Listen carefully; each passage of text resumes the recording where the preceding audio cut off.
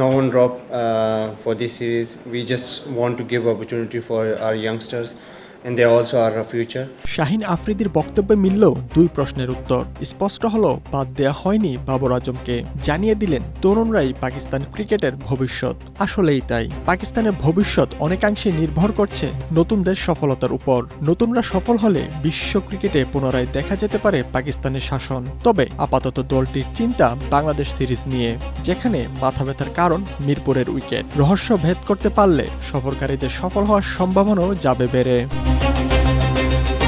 11 বছর পর বাংলাদেশের মাটিতে ওয়ানডে সিরিজ খেলার অপেক্ষায় পাকিস্তান। 11 বছরে বদলেছে অনেক কিছুই। বিশ্ব ক্রিকেটে পাকিস্তানকে এখন শক্তিশালী দল বলতে গেলে ভাবতে হয় খানিকটা সময়। বাংলাদেশের ক্রিকেটে পঞ্চপাণ্ডব অধ্যায় শেষে যেমন একটা পুনর্গঠন চলছিল, পাকিস্তানও পার করছে সেরকম সময়। অন্ততপক্ষে দলের 6 নতুন মুখ সেই বার্তাই দেয়। টি-20 ফরম্যাটে সবশেষ দুই দলের লড়াইয়ে বাংলাদেশ জিতেছিল 2-1 ব্যবধানে।